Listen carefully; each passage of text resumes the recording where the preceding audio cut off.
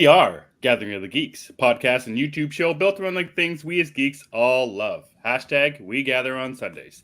Thank you for checking out the one about domains being public. I am one of your hosts, Emmet, and I'm joined by the Ted Lasso to my coach beard, Chris Evans. Chris, how are you doing? I'm doing very well. How about you? We mentioned this off air, but it feels like it's been 16 weeks since we had a show last. We talk pretty often throughout the week, but it feels very strange sometimes to be sitting down here and looking across from you and be like, hey, man, how's it going? It feels like it's been forever. And I don't know what it is about this week for me. It feels specifically longer between shows than it usually is. I don't know why that is, but it is. You know what? I blame these long days. The summer, the sun won't go away. Yeah. Chris loves vampires so much, he's turning into one. I mean, it is what it is. But you know, it's funny you say it. That didn't hit me till you just said it. How we do talk frequently throughout the week. We've been talking like 30 minutes prior to the show. That's right. it's been weeks. Yeah. It's been weeks. And the dog is, I don't know if you can hear the dog. It's going nuts for some reason. Yeah, he's just letting us know how excited he is for us to be talking to each other again. All right, I'd like to get that. So. Gathering of the Geeks is available wherever you get your podcast and on YouTube. Just search Gathering of the Geeks and you will find us. Phil Walsh in the comments. Good evening to you as well, Phil. How you doing? How was your week? What did you get up to? What did you read? What did you watch there, Phil? And Chris, same goes to you, man. What'd you get up to this week? I read a few things. Batman Fortress was one I was really excited about, so I kind of ran and read that. Kind of mixed on. Did you read that this week? I didn't. I remember we were talking about the first one a little while ago, and I think it was something we were looking forward to. Yes. At the end of last episode when we were going forward, so I hadn't read it yet. Does it keep the consistency from that first one, or does it take a little bit of a turn? It's different. It's different because I feel like the stakes got a lot higher really quick. And it's become more of a team book, and there's something like really bizarre on the final page. And you read it like, oh, wow, that's weird. But then it's like, wow, that's something Batman would probably do. That makes sense. That makes total sense. But it was a good book. The art is really cool on some things and then really not on other things. But I do like Fortress. However, I mean, next week is the gold mine. I was going to mention that to you that over the next, I think it's two, maybe, I can't remember when Detective 1062 comes out, if it's the week after or the week after that. I think they're later. Regardless, July has Batman 125 from Chip Zdarsky, and then Detective Comics 1062 from Ron V. Two pretty highly anticipated creators, being on both of the two of the biggest, obviously, I think the biggest titles that DC has in comics right now with Batman and Detective Comics. So yeah, 125 next week. I know we've been pretty excited about it. I don't know if you've even been keeping up with Williamson's run up until then. If you're just kind of this is going to be a starting fresh point for you with 125. Yeah, I wanted to be excited about Williamson's run, and I was. I read a couple issues, like, oh, okay, this is cool.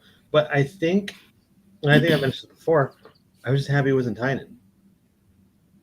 So, but I'm really, really excited to see Zdarsky's run on that, which I think we'll be talking to Zdarsky in a bit anyway.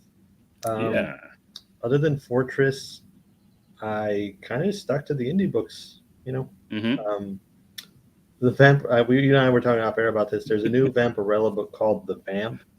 It's a one-shot, and I guess it takes place in the 20s or 30s. I'm not sure. I have never read a Vampirella book. I really don't know what she does or anything.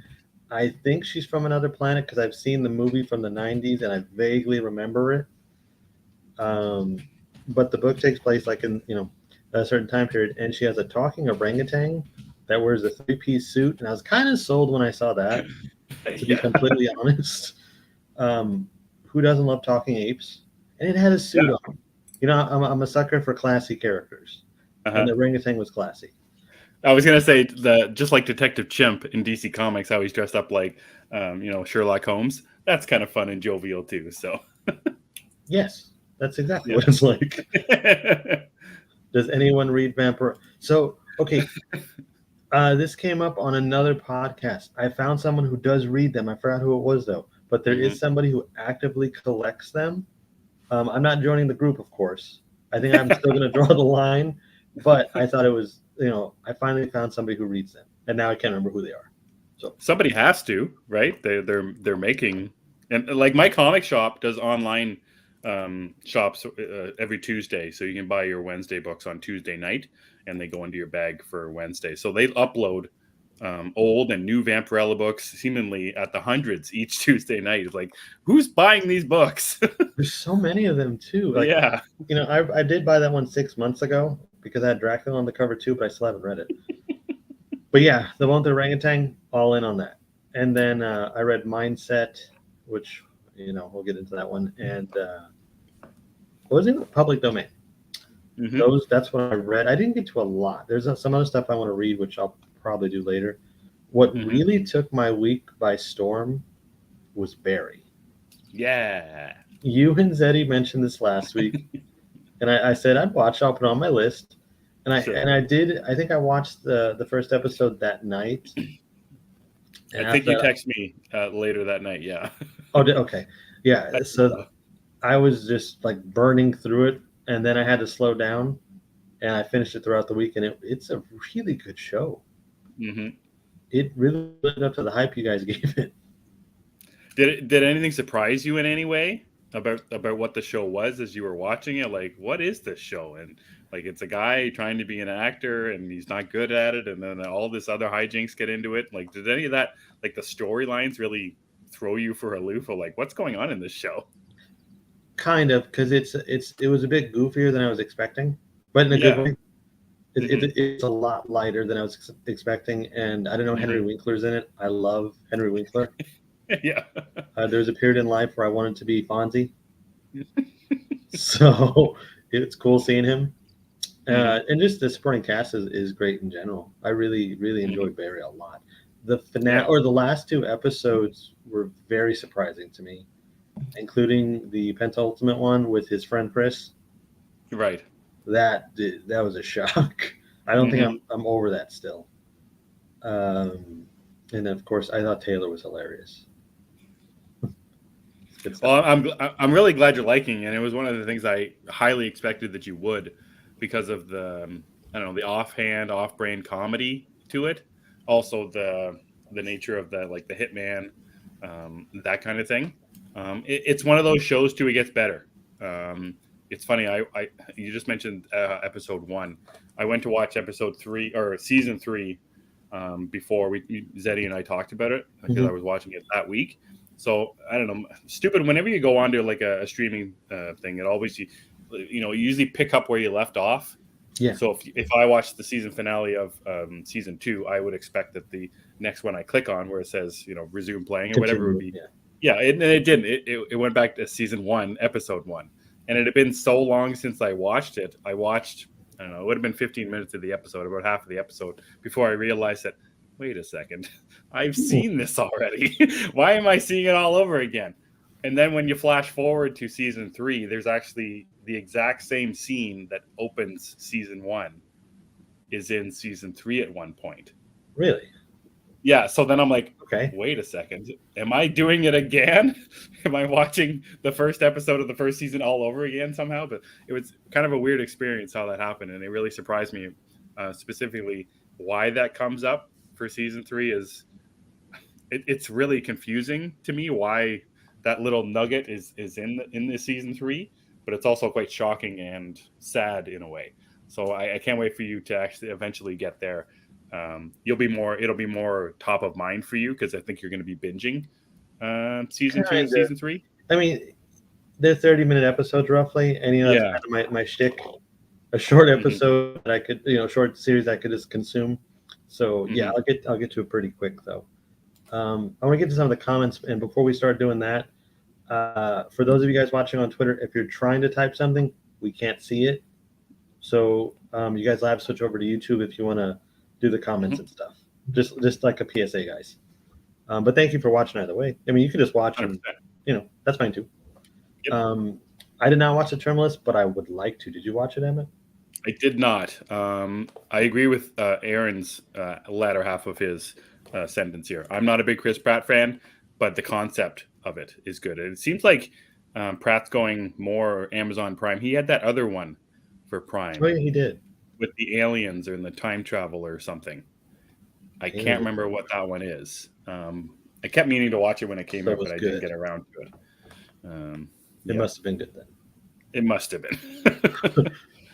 Phil brought up this book, a Star Wars novel, Brotherhood. I've been seeing everybody read this book. I think this is the one that everybody's reading right now. What is it? Yeah, is it new? Is it old?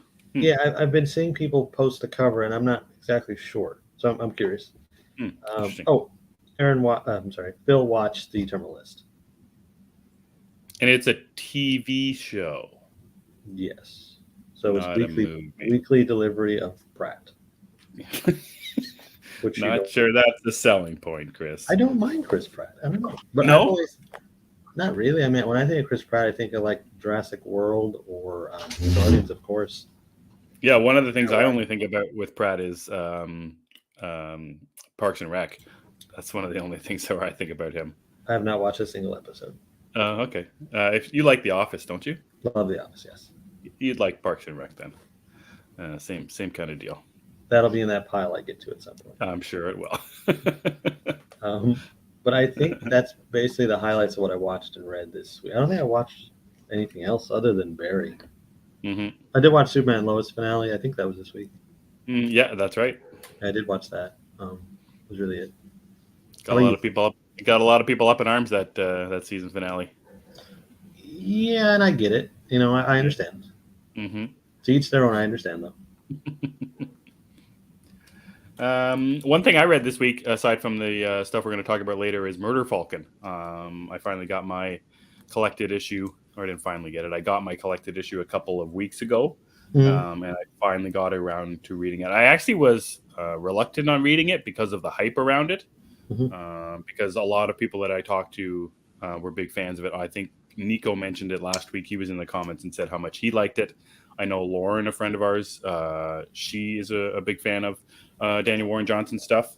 So I was kind of reluctant on it, but the hardcover was too good to pass up.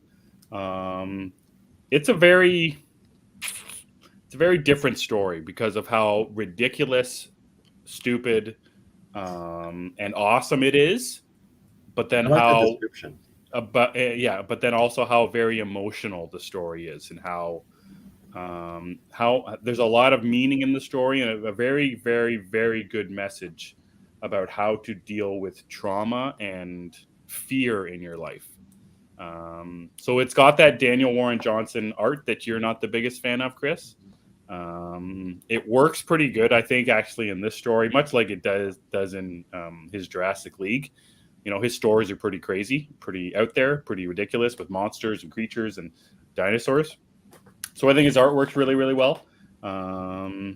I do recommend the book a lot. I think it's an outstanding book. It's just, it was a little tough for me to get past the Murder Falcon in Murder Falcon, if that's a way of saying it. Is there actually a murdering falcon, or is that just like a metaphor? Yeah, no, he's a murdering falcon. Yes, okay. 100%. Yeah. So it was tough to get past that in the first, I want to say maybe 2 or 3 issues. But once you put that stuff kind of beside you and you accept that what the story is, what the emotional beats of the story are, and you kind of take the literal metal, like music metal stuff away, and you just kind of accept it. What the message behind the story is incredible. It's actually very sad, emotional. It actually had me tearing up a couple of times in it, so I highly recommend the book to anyone who hasn't read it. For any fans of Daniel Warren Johnson, or even fans if you're not a fan of Daniel Warren Johnson stuff, I highly recommend the book. And it was something I really wanted to get to this weekend. I think I mentioned that to you, Chris. It was something I wanted to sit down and read, because I did that a little while ago when I was reading Son of Kal-El. Just sitting down and reading a hardcover over a weekend or over 2 days was pretty lethargic in a way. So that's pretty much all I read for back issue stuff. I didn't read too much new stuff aside from what we're going to talk about in a bit with Public Domain. and mindset. But I did want to talk about something that I watched this week and started to watch, and that was the Umbrella Academy season 3 that dropped last week. I watched about half of the episodes so far of season 3. Have you seen any of Umbrella Academy? Even a little bit? The first episode? Episodes, yeah, okay, not bad. I want to say I saw half of the first season. Mm-hmm. Yeah, I think I saw half. So I'm a big fan of the show, and it's interesting. I tried to read the comic book after, I think it was after finishing the second season, and I was surprised how much I did not like the comic book at all. Really? Yeah, I don't like the art. I don't like the dialogue. Obviously, the stories in general is pretty much the same, but the art and the dialogue just did not do it for me. And it's one of the better adaptations of the comic book from page to screen. And I was thinking about it in general. Like, there's so many, that's the thing. People always say, "Oh, the book's better." The book's always better. In this case, I highly, highly disagree. I love the show. It's written by is his name Gerard Way from My Chemical Romance? Does he do the art for it too? No, it's someone else. Okay, because I was gonna say I've seen his. It didn't happen, but he was going to write a Batman book. So his designs are everywhere. They even made statues of his designs. Oh yeah, and they kind of just remind me of Tim Burton stuff.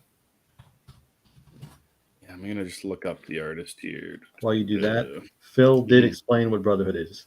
It takes place shortly after Attack of the Clones. Anakin is now a Jedi Knight and separated from Obi-Wan, who goes on a mission to try and resolve a conflict on a planet during this. I guess it's the Clone Wars.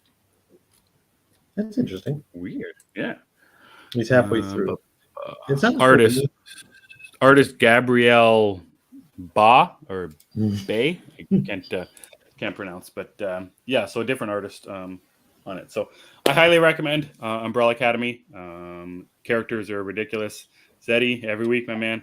Every friggin' I think he's taunting you. I know. I gotta move it. I think you just gotta make it the screen one. They just put it in front of the camera. Yeah, that's right. You just talk behind it.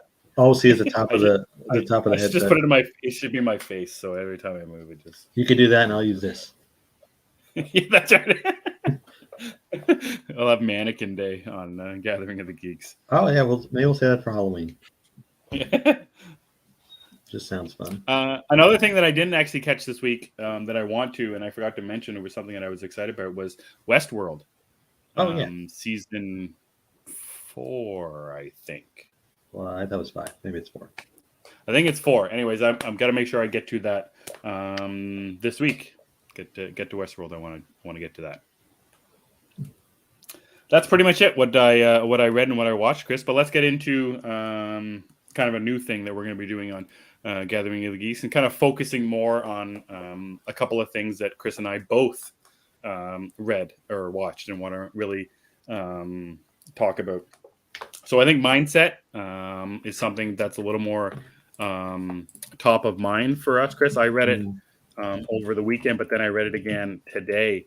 I really think it needed a new or a second read through. So Vault, it's from Vault Comics, written by Zach Kaplan, and artist is John J. Pearson. So mindset. I had no idea what to think of this, Chris, and I don't think you did either. You asked me about it if I read it. I hadn't yet, but you obviously decided about your excitement for the book based on the cover. So what were your general thoughts about mindset? I'd rather watch The Social Network. The Social Network, I get great performances from Andrew Garfield. Even Armie Hammer is good in that. Mm-hmm. I can't remember. Oh, Jesse Eisenberg. My mind went completely blank. Who's the other guy? Jesse Eisenberg is also fantastic. It's just a good movie. Yep. Watch The Social Network instead. Love it. Armie Hammer pre-eating people or whatever the hell he does these days. Whatever the fuck he's doing, yeah. Yeah, whatever that is. I don't know. So mindset is very, very dialogue heavy. Like I've read dialogue heavy books before. This is basically a novel, like a prose novel or something, which is fine. I don't mind reading, of course. It has funny pictures. I'm good with it. The art wasn't bad. but it just felt like the writer wanted to make a book or a movie, and that's what this is. He maybe this was his outlet. Maybe he just really believes in it as a comic. Mm-hmm. That's cool. I know people are liking it. I don't think it was for me. I don't mean to trash it, but it just was not for me. Mm-hmm. I don't even understand what the concept was. I was wondering about that too, and I you almost don't get the concept until the exact last page. Mm-hmm. You spend the entirety of the first issue with this guy. I think his name's Ben. Ben.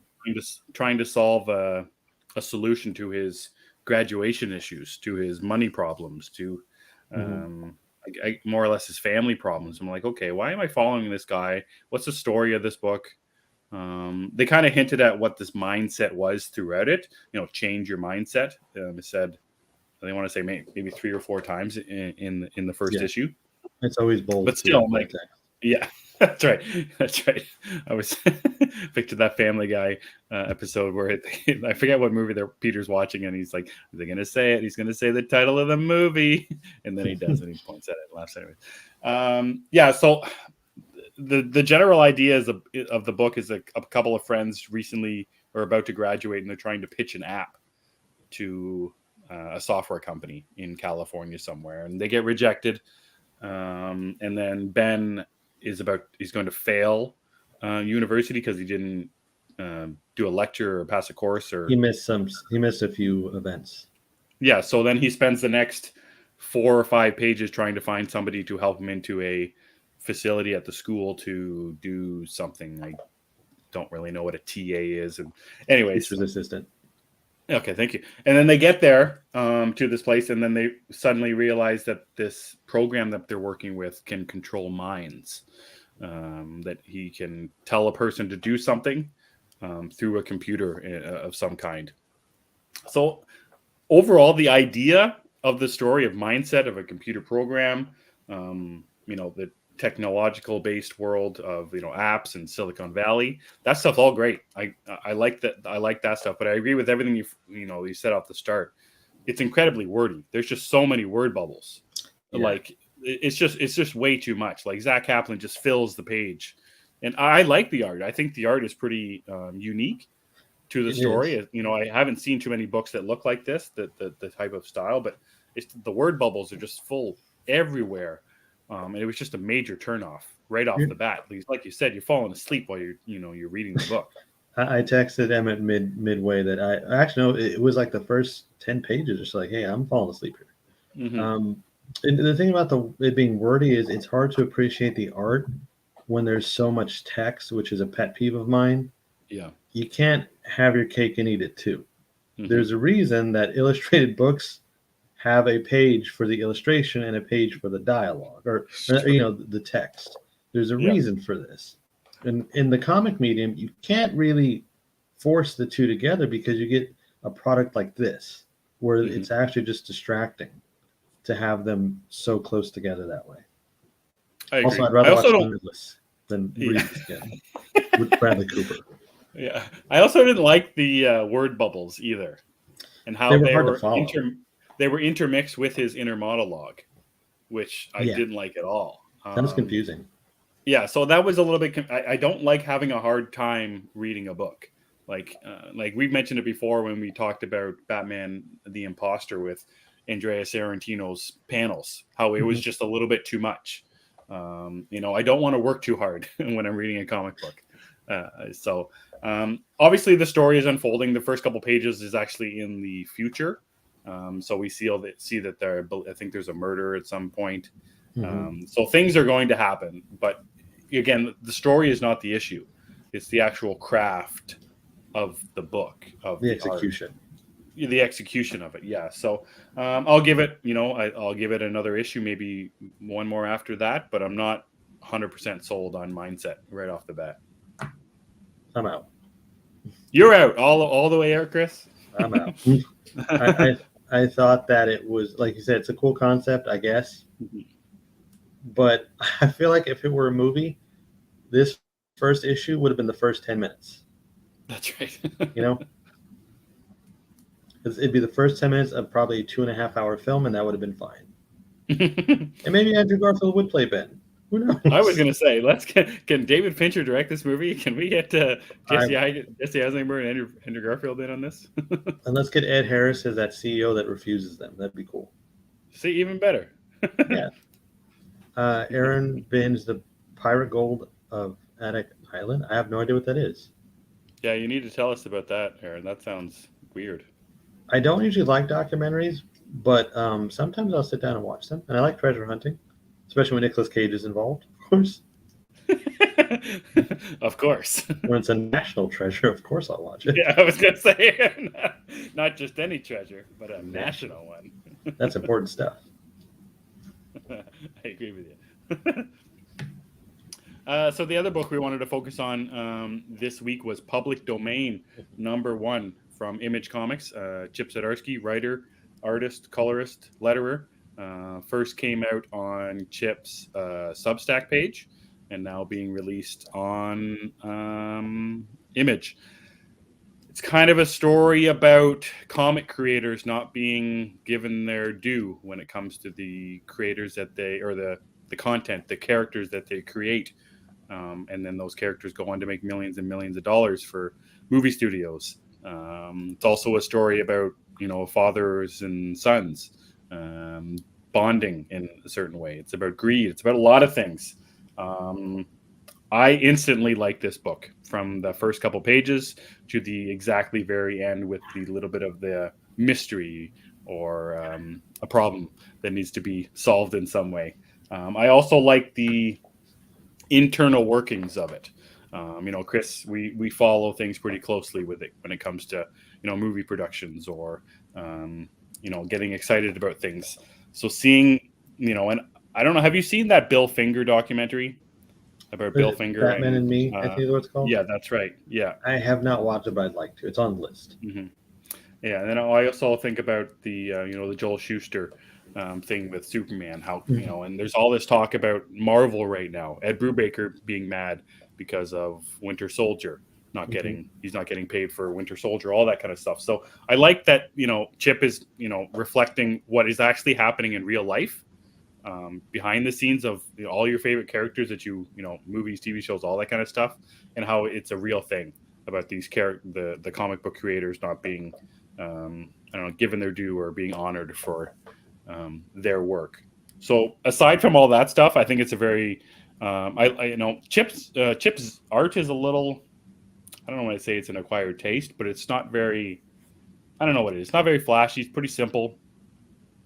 I don't really know what to say about the art because it's just a fairly simple story. People talking in rooms. There's no, action or anything like that. But I Chip, and something I'm really excited about for Batman 125 is his dialogue. I find very personable, specifically in the way that the people are talking to, the father and son are talking to each other, that kind of thing. So I've rambled long enough. I love Public Domain. I'm all in on it. Chris, what did you think? Basically, I agree with everything you said. Yeah. This is a book that I didn't know what it was at all. This is something Emmett just kind of sent to me and said, "Hey, read this." I was like, "Okay," and that was basically good enough for me. I'd seen other people reading it too and loving it, so I read it a couple hours ago, and I was pretty impressed by it. I like the meta aspect of it because I think that's where there needs to be more awareness. You have these creators who are making characters or have made characters that are now making, in some cases, billions of dollars, and they're not receiving any credit for that. Essentially, yeah, they get their name stamped in the credits, the final credits, and that's about it. And I don't think that's fair. And that's where this really zeroes in. And when you know the story of Bill Finger, it's like, it's kind of like a commentary exactly on the Bill Finger story. Mm-hmm. Because you're even talking artist to the story guy, it's really close. Yeah. And also, I like the creative paneling in this. So, you'd have the main character in the middle of a panel, and I guess it'd be like his point of view in a way that it would cut off dialogue from other characters around him because he's not looking directly at you or directly at the person. Love that. That was a really cool style choice. And you called the art simple, and you're not wrong. It is simple, Yeah. but it's so effective because it's simple. And what they do with the facial art, the faces on here are really articulate. I like that, and it kind of reminds me of Invincible as far as the Oh drawings. yeah. Yeah, the art really Hmm. reminds me of Invincible, and that point. It's another meta thing, but I really like the point in the interview when the main character goes to interview the actor who's playing the character's Yeah. dad created. Yeah. And the actor's giving basically what we hear from every person who does these movies. It's the modern Yeah. mythology. We're bringing it to Yeah. screen. So it's really fun to see that. It's a really, really good book if you like I think you like comic book movies, just comics in general, or Hmm. stories. Hmm. Also, like you mentioned, the family dynamic was good. Cookie mentions it too. Um, Yeah. that's actually a selling point for this book. Hmm. All the fun stuff aside, the meta things, the archetypes, the family dynamic is what reels you in and keeps you. Hmm. Especially because I think everybody knows a Dave, and everybody knows I can't remember what the main character's name is right now. Miles. Everybody knows a Miles, and everybody knows a Dave. Yeah. So it's especially like I have a brother, I have a Dave. I love I love how he just what's he doing? He's teaching karate or something, or going to karate class. He Kickboxing. lies. And, yeah, and like everyone knows he's lying. He knows that they know he's lying, but he keeps telling the stories. I agree with the family stuff as well. Really interesting, and it hit me when I was reading it, and then again when you said it about how the artist and the writer of the story are so different. Mm-hmm. Like the writer is the big hotshot. He's the one living in the mansion. He's the one that doesn't care about the property. But then there's the artist, whose Chip is both. He's a writer and an artist. So Yeah, I think it's a really interesting dynamic between the two of them. It'll be interesting how it goes going forward to see that more of that relationship between those two come together. I think it's going to be, I don't know, I say a lot of fun, but it's going to be really, again, it's not like it's a real murder mystery kind of deal, but it's kind of. just really cool to see how it's going to be played out. Yeah, this one I'm definitely in for more. I like what I read Hmm. here a lot. This is probably one of those books that as soon as I can get it, I will read it. Hmm. Which it's lately most books it's rare I will read it like day one. Just schedule doesn't allow, or I forget it's out. Hmm. Like I really want to get to 8 billion genies. Is that what's called 8 billion genies? Yeah, that's interesting. We were just talking about Amazon with Chris Pratt. It was just picked up Oh, for was it? a series. Yeah, and Oh, I like didn't know. everything, movies, TV shows, they're building a big ass world out of that. So if you want to get in reading it, get reading it, or it's going to be all over the TV soon. I will have to. Aaron replied about what that documentary is. A Russian pirate buried something like 35 cans of American gold coins on an island of Alaska back in the 1890s, worth around 350 million. The island used to be a military base, but now only has 45 people. The mayor is trying to save the island, so wants to find the coins, brings in professional treasure hunters. So it is national treasure. I think I might check that out. That sounds cool. Do you guys have Curse of Oak Island down there? Do you have that What's show that? down there? It's about there's an island, Oak Island, where like the survey team's been working on this island for it feels like 20 years, trying to find gold. They haven't found a single spot of gold, but they find remnants of, they find like a bolt, like a nut and bolt under the dirt. Mhm. Like, oh, people were here. This is where it is. Let's dig 1,000 feet in the ground and find this gold. And they never find anything. And it must be only a Canadian thing, but it's just Uh, utterly stupid that this TV show is 15 seasons long. They haven't found a 15 single piece of seasons? gold yet. Yeah, they haven't found a single piece of gold. And every new season that comes along, this is the year. This is the year we find the gold. I don't know how I feel worse for the people who keep digging or the people who keep paying them to make this show. Yeah, Like, it's got to be the most are you guys, popular are you popular guys sure show. you're gonna get it this year? Are you guys sure? Or is it? It's not fictional though, right? No, it's real, Okay, real life, real dudes, real gold that they're digging for. I haven't heard of that one. That also sounds like a National Treasure sequel. Yeah, Hmm. it's like if Nick Cage retired, and then that's what he's doing now in those movies. His character retired, and he's hunting on the Curse of Oak Island. I'd like to believe he teams up with Sam Neill's character from Jurassic Park. and they do it together. Aren't they making another National Treasure? Oh, I have no idea. Probably not. It's been so long. I thought that was a thing. Feels like that'll make $1 billion bucks at the box office now with all that nostalgia stuff. Well, I would think after the massive weight of unbearable talent, I can't remember the name of it. It's such a stupid name. Of course you can't remember. But it's a great title and it's a great movie. I would think after the success of that, he's probably going to be doing some more stuff. Maybe even another National Treasure. Yeah.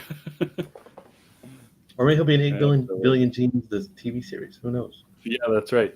So going all the way back to that, yes, I do want to get to that. And I think it's 2 issues that are out now of Definitely 2. Of it. I have no idea what it's about. No idea. No clue. I'm just waiting on Twig number 3. Yeah. It's been a while, hasn't it? No, it just feels like that. It's only been about a month. Oh, okay. Whew. I was worried about your boy Twig there. I was too. I haven't heard about him, so I need to see him. I think it's going to Disney. Oh, okay. So National Treasure on Disney Plus. That'd be cool. Oh, no. They're making a thing without Nicolas Cage. I know what Aaron's talking about. Oh. Yeah, it's National Treasure without Nicolas Cage for some reason. Well, why the hell would you do that? I don't know. Jeez Louise. A national less treasure, if you ask me. Yeah, a national embarrassment is what it is. No, I wouldn't say that much. Did you watch Miss Marvel this week? Yes, I did. Did you like it? I liked it. I didn't think it was the best episode ever of anything that's ever been put to screen, which I've been seeing online a lot. Okay. I thought it was good. Yeah. Yeah, I'm behind in the same boat. I thought it was good, but during a lot of the action, I was kind of bored. Yeah. I really think I like the story on this more than anything. And I like the character. Mm-hmm. And I don't know, the action felt like it was out of nowhere. Mm-hmm. And they covered so much ground in this episode. I feel like it was an info dump. Yeah. Oh, yeah. Specifically when she goes to, I don't even know who she went to see.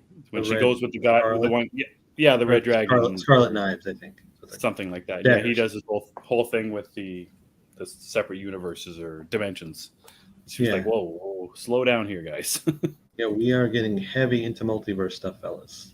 Yeah, the family stuff, all in for. Mm-hmm. Like specifically that final scene where Kamala goes back in time to when all the people are leaving India because of war. And like the trains are over. Yeah, the trains are overloaded with people, and she sees her mother and her grandmother. Like seeing all that stuff was great, and seeing her mother and her grandmother talking at her grandmother's house and all that kind of stuff. I love all that stuff, and it's interesting. I'm not going to call anybody out for saying this, but what everyone is saying about Miss Marvel now, or what you and I are saying about Miss Marvel now. It's not about the action. It's more about the story and the characters. That's what feels like people were saying about Moon Knight. I've seen Oscar Isaacs. He's selling it to me. But the action scenes, garbage. CGI, garbage. It feels like there's and I've compared it to each other because of the nationality, because of the diverseness of it. It's just really interesting how they're flipping for us specifically. Maybe it's because we were too close to Moon Knight. I'm not really sure, but it's interesting how that's flipped for us. Yes, and we miss Moon Knight. I do miss Moon Knight. Yeah, I have seen the comparisons online too, and I can't really disagree with them. It is funny, like you said. I was fine with the CGI and the action scenes in Moon Knight because I was just happy to see Moon Knight doing Moon Knight stuff. Whereas this, I just want the character stuff. Yeah. I still don't even understand what her powers are. We're 3 episodes in. I don't really get it. It's like Green Lantern, but not. I don't know. I was just curious what you thought about it because we hadn't mentioned it. No. Yeah, and I just the family stuff is so good, but even that I guess they call it the chase scene. I just found it laughable at sometimes. Like they were really playing up the slapstick nature of the chase as well. Yeah. Like I have no idea how there's people running and there's people in little carts, there's people in trucks, and they're all ended up in the same place and somehow. Like I don't know. Plot armor, movie magic. Yeah. No, that's okay, and I'm fine with it. Like the great Joel Schumacher said, it's a cartoon. Yeah, exactly. Yeah, so I want to see more of Kamala and her family. That's what I'm really excited about. I'm actually excited if she gets a costume at some point, which you've seen in posters. I don't know when that's happening. I'm expecting there to be some greater. I'm expecting Captain Marvel to show up at some point. I'm assuming. Oh, that'd be cool. I think it's gonna be like the last episode, like last 10 minutes. Yeah, Here's your costume. I guess so, and that's and I guess that's probably what we're eventually going to be getting. I think Feige is mentioning Phase 5 soon. Mhm. I'm assuming maybe we'll get those, the Young Avengers, Kate Bishop, and hopefully Kamala Khan mixed together somehow with all their suits and all their glory. And this is That'd be more cool. or less just their origin, or whatever. But it was interesting this week with no Kenobi that Miss Marvel kind of had its day in the sun for a little while, and I think people are really liking the show. That's for sure. Yeah, I'm glad they are. It's nice to see it. I liked it too. Just like we said, there's just some things that were off this week for me. Still excited for next week, but I need to get caught up on other things first before I get to that. I'm sure. What are you catching up? What, you got to watch something else, or? Well, I gotta watch 2 seasons of Barry. Yeah. I have 2 seasons of Barry to watch now. I didn't get to watch Only Murders in the Building yet, which is weird because I was so excited. I just haven't sat down to watch it. But I think I blame Barry. There was something else I wanted to watch. I still need to finish The Worst Person in the World. I still haven't finished that, and just some other stuff. Yeah, I totally forgot about Only Murders in the Building. I saw the commercials, and it just went through one ear and went out the other. And I just kind of put it at the back of my head, and just so much other stuff to watch. But I do want to watch it, and I'll probably, like I said, Kenobi's gone now. I think Miss Marvel has 2 more episodes. I think it's 2. And I'm not sure what the next one is. What's right after Miss Marvel? Is it not She-Hulk? Or Andor? Is it I don't know. I'm not really interested in Andor, so I'm not keeping track of it. I can't remember. So that's good. So maybe we'll have some more time to watch Only Murders in the Building. Yeah. Aaron said it was good. Grabs told me it was pretty good too. Okay. Grabs Bennett. Right on. All right, guys. So that's what we watched, what we read this week, and a little focus on mindset and public domain. And as always, just let us know what you watched, what you read this week. So we got a little bit of a poll from last week. This is a good one. Actually, something Chris and I are pretty excited to talk about. We wanted to know first science, of course. The world has advanced quite a bit since the majority of some of the most popular superheroes were created. Do you think secret identities actually make sense these days?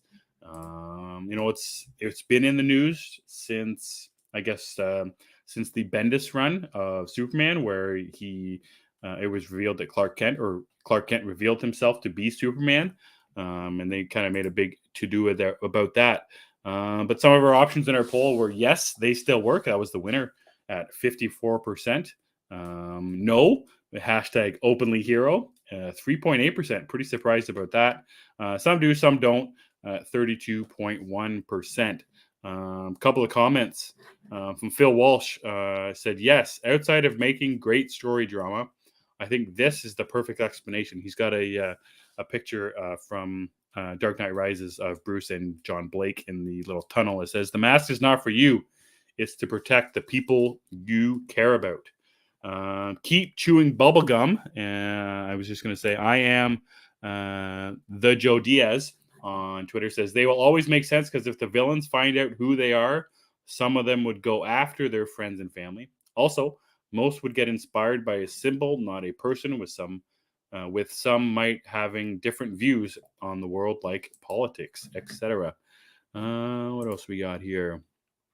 At the Toxic 35 says, it really depends on the character. I actually like Clark's identity being public in the current Superman comics, but I feel it's necessary for characters like Batman, Spider-Man, and Nightwing. This is a tough one for me, guys. I'm not really sure. I don't want to say openly outed characters, and it's one of the biggest selling points for Iron Man. Obviously, the final scene of the first Iron Man movie with Tony Stark eating his burger and revealing himself to be Iron Man at the end. And it's an interesting thing. Also, who mentioned it? Oh, about the symbol. How about being the symbol to look forward to? And I also wonder about in this world of wanting to see yourself on screen. We're seeing it with Kamala Khan, where the actress said she never really seen herself on screen before until she played Kamala. And I wonder about that. If, outing yourself as a real person, a real person who lives in Jersey City like Kamala Khan, or, I guess we'll use, Clark Kent, he grew up in Kansas on a farm. Being relatable as a human being rather than being relatable as a symbol, as a bat, or a lantern ring, something like that. So I think it goes both ways. So yeah, that was the option on it. Some do, some don't. I actually voted no in this one as well. Cookie, you're heading out. There's a dog and fireworks. Okay, folks, let's get real here. It was July 1st, Canada Day, just 2 days ago. So we had lots of fireworks. One of the things I hate most in this world are fireworks. I hate the sound. Don't really care about the brightness, the shape, or the actual fireworks, but I just despise the sound. I also despise when kids wake up. My kids wake up because they want to see the fireworks because they're awoken by the fireworks. So July 4th for my American friends tomorrow, Independence Day. Enjoy them fireworks, because I did not enjoy them for Canada Day a couple days ago. Regardless, Cookie, have fun, calm your dog down, and have a good one. How long, whoever's watching right now, Chris has been gone for, what do you think, 3 minutes? How much longer do you think he's going to be gone? Do you think he's coming back? Zeddy, what are you doing? What are you doing? He's going to eat a hot dog, have a Bud Light or a few, and watch Top Gun Maverick. How American of you, Zeddy. Do it. Eat a hot dog. That sounds good, Zeddy. Anybody got any questions in the comments? Chris, you're killing me, man. I hope everything's okay. I hope you're fine. Regardless, it's tough talking to yourself. Anybody else want to help on here? Do some questions. How about some questions? Knox the Sox win. Oh, there you go. See, look at Phil Walsh, Zeddy, boom, #America. Zeddy, how'd the Sox do this weekend? Jace crapped it, man. They lost 4 out of 5 from the Tampa Bay Rays. It was embarrassing. Glad I didn't watch too much of it. How'd the Sox do, though? You do okay? Oh, man. Son of a bitch. There he is.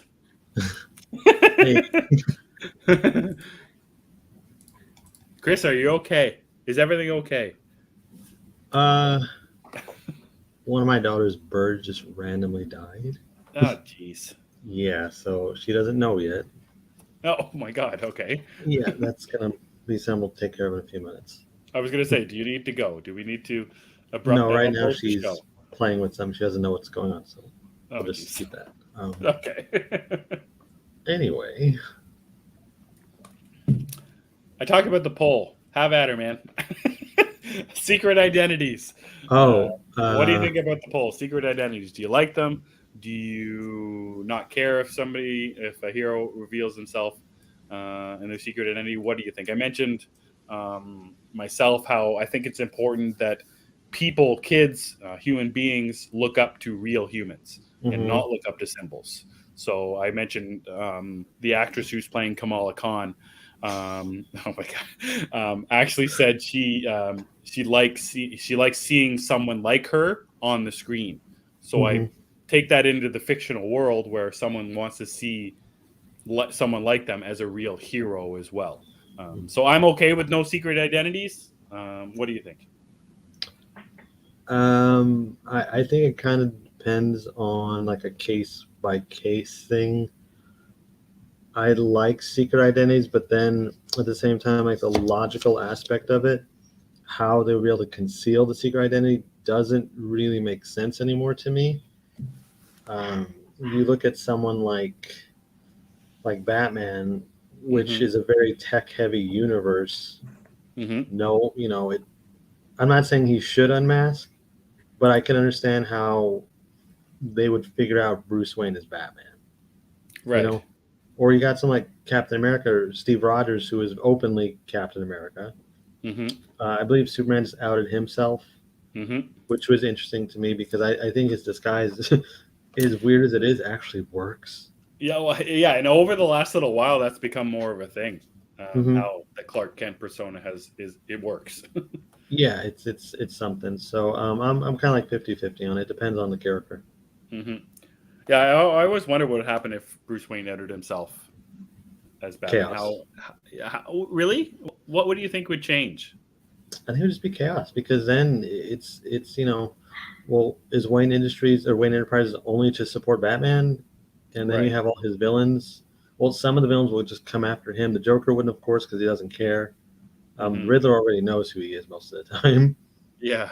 But you got villains like Scarecrow, who maybe doesn't know. I don't remember if he knows anymore.